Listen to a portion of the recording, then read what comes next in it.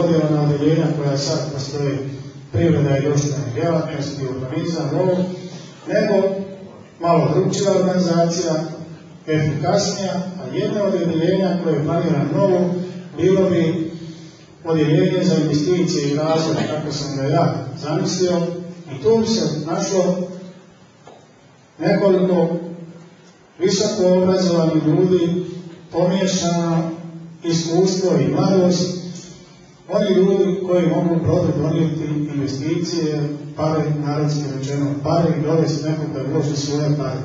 Njihov zadatak bi bio da po čitavom svijetu, a prije svega Srbija, s kojom imamo veze jedni i drugi vrlo dobre, ove političke, mi sa socijalistima, mi sa Tadićevom strankom, da iskoristimo te veze i dovedemo privrednike u ubrod da ulože svoje pare. To bi bio zadatak tih ljudi, a pored toga da meni kažu kako i na koji način da se stvori povoljnije privredno okruženje u Brodu, što bi opet privlačilo ljudi.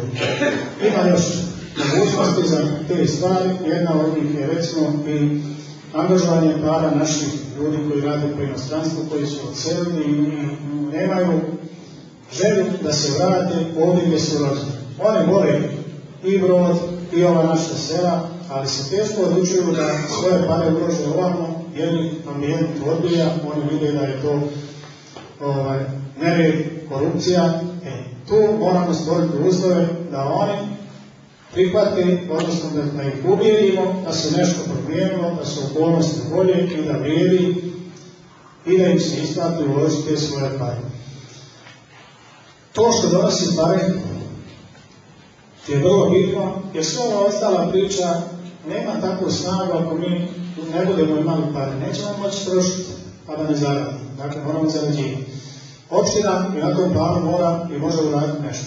Rekao je neko da je budžet opštine vrlo značajan, povelik. Za broj stanovnika koje imamo i ostale okolnosti, opština Brod ima velik budžet. Od tog budžeta ne može ići tih 40 ili koliko je rečeno posto samo za one tamo zaposlene. Zato oni tako sad grčevito brane ovu vlast, još ima to isto. Normalno, branio je i svaki oni koji je zaposlen tamo. Ali ne može to 130 ljudi zaposleni u opštinu pojesti gotovo pola tog budžetskog kolača i drugo ne treba ih tamo 130 prema normativima za ovakvu opštinu. Ja vjerujem da ih ne treba ni pola. A radi, oni to zloupotrebljavaju, primaju ove visoko obrazovane mlade kadrove, ali ima drugi problem, primili su samo one svoje. Šta će visoko obrazovani vaš, tuđi, naš, sirotinski oni? Moraju postojati nekakvi kriteriji i oni koji su višak, a ne mogu svi u gledu opštine, opština mora od tog budžeta odvojiti pa 20% novca, uraditi programe, omogućiti mladim ljudima da se počnu nečemu raditi i sami zarađivati svojim radom uz pomoć tih početnih para koji će dati opštine. Taj početni kapital može biti u raznim formama. Može biti da se plaća prvu godinu kredit za njih, da se garantuje za kredit pomoć u otpis kamata, uglavnom raznim vidovi pomoći, ali bitno je da ljudi imaju prvi put poštenu šansu i jednakim kriterijima da krenu ostvarivati zaradu za sebe i porodicu vlastitim radom.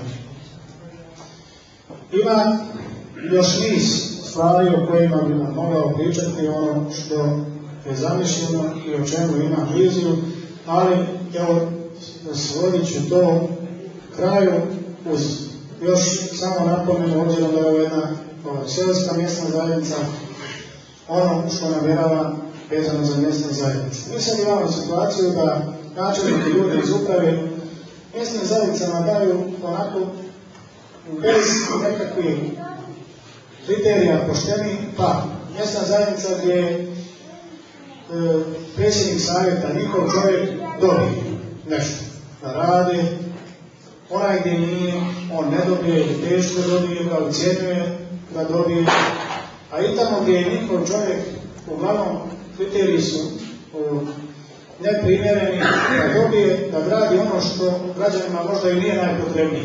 Nađu investitora koji će raditi nekakav objekat vrijedan 30-50 hiljada. Evo riješ su napravili jedan kraj Šupurne, tam vi koji znate, kraj puta napravili nekakav zid i kaže koštao 40.000 maraka. I niko živ ne zna zašto služi, zna se ko je ga napravio, ko je naplatio, ali ko je naručio. Ovi iz mesne zajednice nemaju blage veze, on kažu nisu oni. Ja sam prvo mislio da je to čovjek koji će je kući to, da je on to nešto napravio, proširio parking, obzirom da imaju neku gostionu, što čovjek nije nio. Oni iz opštine su napravili taj potporni neki zid, platio 40.000 maraka, a ja nisam uvijeđen da ono vrijedi više od 4.000 i onako kako je napravljeno.